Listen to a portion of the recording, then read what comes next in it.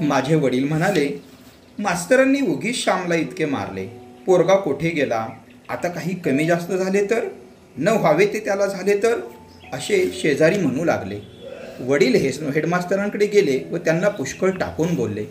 Headmaster म्हणाले, आजपासून तुमच्या मुलाला 4 बोटेही लावणार नाही. म्हणजे तर झाले ना. तुमची मुले चांगली व्हावी म्हणून लावतो हात. मला त्यात काय मिळायचे आहे हो. तुमच्या मुलाला काठी म्हणून लावणार नाही बरे भाऊराव. परंतु वडील म्हणाले, पुन्हा लावणार नाही, परंतु आधी सापडू दे तर त्याला. घरात जेवणे तशीच राहिली होती. आईच्या मनात मी वाईला जाण्यासाठी तर नाही ना पळून गेलो अशी शंका आली. परंतु तिने ती बोलून दाखविली नाही. तिला ते शक्य वाटले नाही. चुलत्यांनी माझी बकोटी धरून आणले. रस्त्यात मुलांची गर्दी. चोराला पाहावयास जसे लोक जमतात तसे मला पाहावयास मुले जमली होती. वाटेत वडीलही भेटले. जा रे आपापल्या घरी, का तमाशा आहे. वडील मुलांना रागाने बोलले व मुले निघून गेली. वडील माझ्यावर रागावले नाहीत, काही नाही. ती वेळ रागे भरण्याची नव्हती. मी दमलो होतो. घरी येऊन अंथरुणावर पडलो. थोड्या वेळाने वडील आले व म्हणाले, श्याम उठ बाळ. पुन्हा नाही हो मास्तर तुला मारणार. अरे मास्तरांनी मारले तर असे पळून का जावे. आमच्या वेळेस तर घोडीवर सुद्धा चढवीत. मुलाला उलटे टांगून खालून मिरच्यांची धुरी घालीत व वर छड्या मारीत. माराला भिवून कसे चालेल. मास्तर मारणारच. मारणार नाही तो कसला मास्तर. उठ, हातपाय धुवून. तोंड बघ कसे झाले आहे, कुकंब्यासारखे लाल. वाढ ग त्याचे पान आधी. मी उठलो, हातपाय धुतले. माझ्या पळण्याचे निमित्त परस्पर मास्तरांवर गेलेले पाहून मनात जरा बरे वाटले. मारण्याचे आता कमी करतील असे वाटले. माझ्यामुळे ते जपून वागतील व इतर मुलांनाही मारले तर बेताने मारतील असे मनात येऊन आनंद झाला. इतर मुलांवर मी केवढा उपकार केला असे वाटले.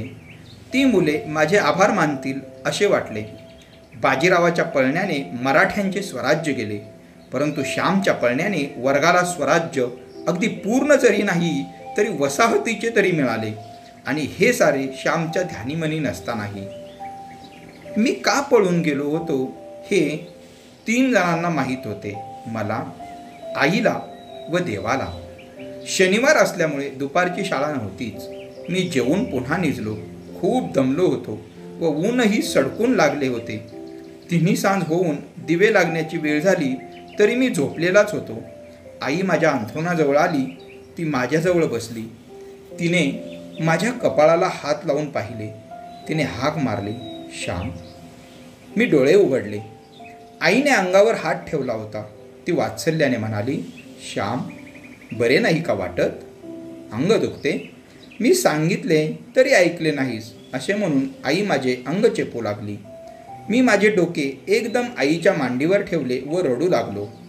माझे रडणे आवरून मी आईला म्हटले, आई मी तुझे ऐकले नाही, असा पळून गेलो म्हणून तू रागावलीस होय. मास्तरांनी मारले म्हणून नाही हो मी पळालो. तू नाही का एखाद्या वेळेस मारीत म्हणून पळतो का मी. भाऊंना वाटले की त्यासाठी मी पळालो. तू काल म्हणालीस जायचे तर पायी जा, आहे ताकद. आई मी पायी जाऊन पाहत होतो, परंतु माझ्या शक्तीपलीकडचे मी करू पाहत होतो. कोठे बाळ ध्रुव आणि कोठे तुझ्या शेंबडा श्याम. आई तुझ्या श्यामवर रागावू नकोस. तुझा श्याम आतताई व हट्टी आहे. मनात येईल ते तो करू बघतो, मग असा फसतो व रडतो. तू नाही ना रागावलीस. तुझे न ऐकता तुला न सांगता पळून गेलो म्हणून नाही ना रागावलीस. सांग आई सांग. नाही म्हण.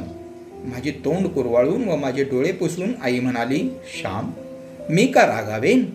मला रागही आला नाही व तू पळून गेलास म्हणून वाईटही वाटले नाही.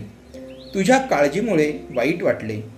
तू लहान, तुझे कसे होईल यामुळे डोळे भरून येत होते. मी काल तसे बोलले. माझे शब्द कारण म्हणूनही वाईट वाटत होते. परंतु तू पळून गेलास हे फार वाईट केलेस असे मनात येऊन सुद्धा वाईट वाटले नाही. श्याम तू वाईट गोष्टीसाठी थोडाच पळून जात होतास. परवा गावातला कोणासाचा मुलगा नाटक कंपनीत जाण्यासाठी पळून गेला. तसा का तू पळून जात होतास. तू देवासाठी पळून जात होतास. गंगेच्या स्नानासाठी पळून जात होतास. तुला मी कशी रागावू बाळ? तुझा मला अभिमानच वाटेल. माझा श्याम पळून गेलास तर देवासाठी गेला असे मी अभिमानाने म्हणेन. श्याम, एक लक्षात ठेव, तुझ्या आईचे एक वाक्य लक्षात ठेव. चोरी चहाडी करून पळू नकोस, वाईट संगतीसाठी पळू नकोस, भीतीने पळू नकोस. देवासाठी पळून गेलास तर जा. साऱ्या संतांनी तेच केले. देवासाठी माझा मुलगा पळून जावा अशी मीही देवाकडे प्रार्थना करते. धन्यवाद.